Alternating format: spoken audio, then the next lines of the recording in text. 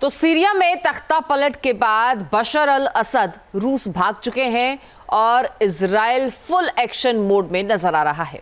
50 साल बाद सीरिया में घुसी इजराइल की सेना ताबड़तोड़ बमबारी कर रही है और इजरायली सेना के टैंक सीरिया की राजधानी दमिश्क के करीब देखे जा रहे हैं, जबकि इधर इजरायली सेना ने गोलान हाइट्स पर कब्जा भी कर लिया है, जो रणनीतिक लिहाज से बहुत अहम है।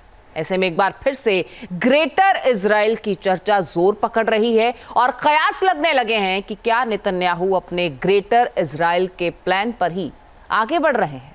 रिपोर्ट देखिए।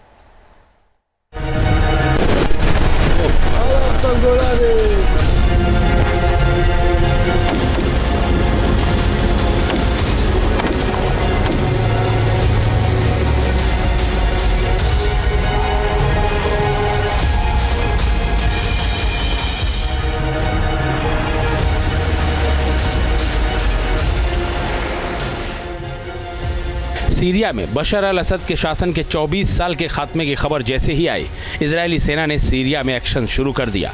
ताबड़तोड़ हवाई हमलों और टैंकों की गोलाबारी से गोलन हाइट्स के आसपास के सीरियाई शहर दहल उठे।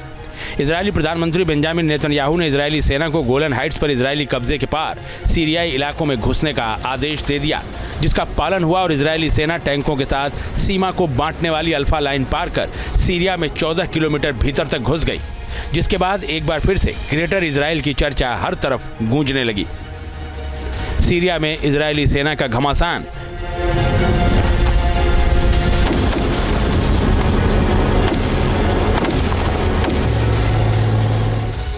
नेतन्याहू का ग्रेटर इजराइल वाला प्लान। पहले गाजा पर हमला, फिर लेबनान में तबाही और अब सीरिया में तख्ता पलट ने इजराइल को मिडिल ईस्ट का नक्शा बदलने का सुनहरा मौका दे दिया है। इसी मौके को भुनाने के लिए इजरायली सेना गोलन हाइट्स के आसपास के इलाकों में जबरदस्त हमले कर रही है।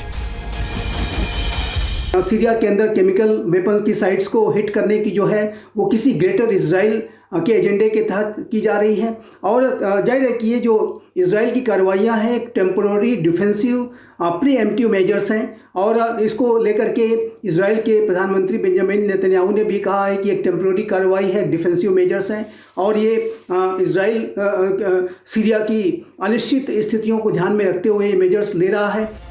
सवाल ये है कि आखिर ग्रेटर इजराइल है क्या?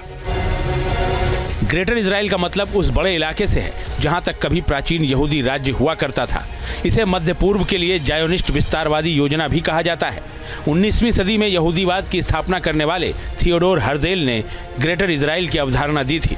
इसमें मिस्र की नील नदी से यूफ्रेट्स और मदीना से लेकर लेबनान तक का इलाका शामिल है। यानी इस क्षेत्र में मिस्र, लेबनान, सीरिया, इराक, सऊदी अरब, पूरा जॉर्डन और कब्जे वाला फिलिस्तीनी क्षेत्र शामिल है। ग्रेटर इजराइल की अवधारणा को आगे बढ़ाने का मौका नेतन्याहू को सबसे पहले तब मिला जब हमास ने इजराइल पर हमला किया।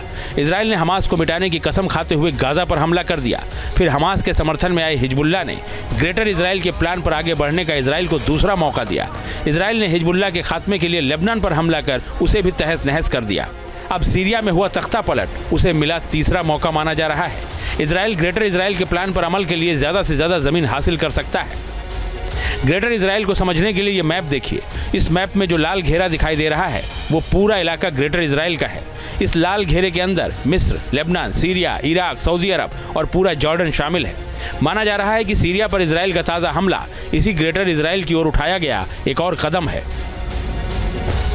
कई विश्लेषक ये भी मानते हैं कि ग्रेटर इजराइल पूरी तरह से यहूदी प्लान नहीं है, बल्कि इसके पीछे अमेरिका है, जिसका मकसद मध्य पूर्व में अपने आधिपत्य का विस्तार करना है। Team news nation. News nation अब व्हाट्सएप पर खबरों के ताजा अपडेट के लिए न्यूज नेशन के इस QR कोड को स्कैन करें।